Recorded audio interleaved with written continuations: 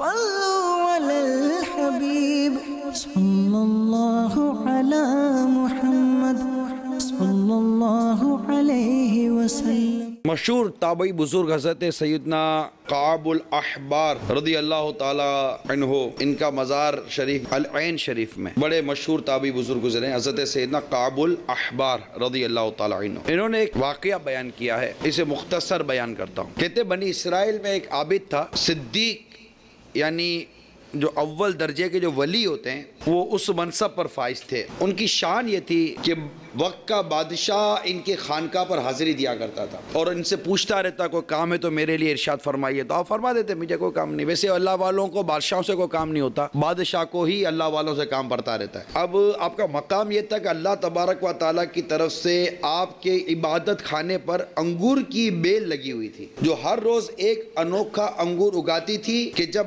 آپ اس کی طرف اپنا ہاتھ آگے بڑھاتے تو اس میں سے پانی ابل پڑتا جس سے آپ نوش فرما لیتے۔ ایک روز مغرب کے وقت ایک جوان لڑکی نے دروازے پر دستک دے کر کہا، اندھیرا ہو گیا، میرا گھر کافی دور ہے، مجھے رات گزارنے کے لیے اجازت دے دیجیے۔ آپ نے ترس کھا کر اسے اپنی خانقاہ میں پناہ دے دی۔ رات جب گہری ہوئی تو وہ ایک دم گلے پڑ گئی اور کہنے لگی کہ میرے ساتھ منہ کالا کرو، یہاں تک کہ معاذ اللہ عز و جل اس نے اپنے سارے کپڑے اتار دیے۔ بزرگ کی شان دیکھیے کہ جیسے ہی اس نے اپنے سارے کپڑے اتارے انہوں نے اپنی آنکھیں بند کر لی اور اسے کپڑے پہننے کا حکم ارشاد فرمایا، مگر وہ ماننے کے بجائے مسجد گلے پڑ گئی اور مطالبہ کرنے لگی۔ آپ بے چین ہو کر اپنی نفس یعنی اپنے باطن سے کہنے لگے کیا چاہتا ہے؟ تو نفس نے کہا تو اس اہم موقع سے فائدہ اٹھا لے، تو گناہ چل کر آیا ہے، تو تھوڑی پیچھے پڑا، وہ خود تیرے پیچھے پڑی ہوئی ہے، گناہ کر لے، رات اندھیری ہے، کوئی دیکھنے والا بھی نہیں ہے۔ تو جیسے ہی نفس نے یہ کہا تو آپ نے اپنی نفس سے فرمایا تیرا ناس ہو، تو میری عمر بھر کی عبادت ضائع کرنا چاہتا ہے؟ کیا تو عذاب برداشت کر سکے گا؟ کیا تو جہنم کے سانپوں اور بچھوؤں کا طلبگار ہے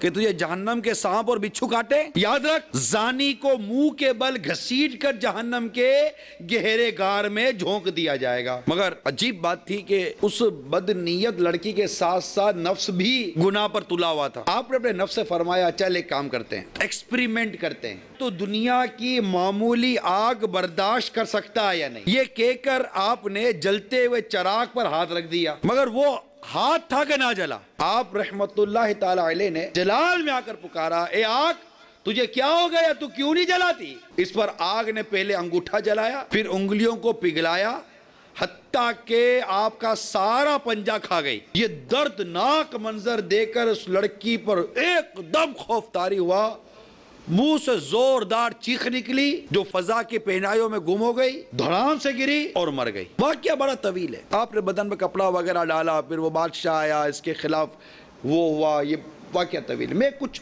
عرض کرنا چاہ رہا تھا، گناہ چل کر آیا، یہ گناہ کی طرف گئے نہیں، لیکن اللہ تبارک و تعالی کی ناراضگی، اس نے جو گناہگار بندوں کے لیے جہنم کا عذاب تیار کیا ہوا اپنے نافرمانوں کے لیے، وہ جہنم کا عذاب، جہنم کے سانپ اور بچھو، جہنم کی آگ اور اپنی کمزوری جو انہوں نے ظاہر کی اور ہمیں گویا کہ ایک طرح سے سمجھایا کہ گناہ کی طلب رکھنے والوں، کیا تمہیں نہیں پتا کہ تمہارا رب ناراض ہو گیا، اس کے حبیب روٹھ گئے اور گناہوں کے سبب سے اللہ نہ کرے ایمان بھی برباد ہو گیا، تو بنے گا کیا؟ کہ نافرمانوں کے لیے اللہ تعالیٰ نے جو جہنم کی آگ تیار کر رکھی ہے، کیا تم اس جہنم کی آگ میں جلنے کی طاقت رکھتے ہو؟ ایک ہمیں سمجھا رہے نا، جب تم چولہا جلاتے ہو تو ہلکی ہلکی گیس کھولتے ہو، ماچس جلاتے ہو اور دور سے پھینکتے ہو، جب آگ کا بھبکا اڑے گا تو بھی ڈر لگتا ہے۔ کوئی تیل میں چیز تلنی ہوتی ہے تو بڑی احتیاط کے ساتھ، اوپر سے بڑی احتیاط کے ساتھ ڈالتے ہو کہ تیل کا کوئی ایک آدھ چھینٹ اگر کپڑے، بدن یا ہاتھ یا چہرے پر لگ گیا تو چیخ نکل جائے گی، بلکہ جلتی سگریٹ اگر پاؤں کے نیچے آ جائے تو چیخ اٹھتے ہیں۔ پیپر میں پین لگانی ہوتی ہے، پیپر پین، تو ڈر ڈر کے لگاتے ہیں۔ ڈاکٹر کے انجیکشن لگانا پڑے گا، ڈاکٹر صاحب انجیکشن نہیں، بھلے 4 گولیاں دے دو، انجیکشن نہیں کھا سکتا میں، چیخ نکل جاتی ہے۔ جو شخص انجیکشن کا درد برداشت نہیں کر سکتا وہ بچھو کا ڈنگ کیسے برداشت کرے گا؟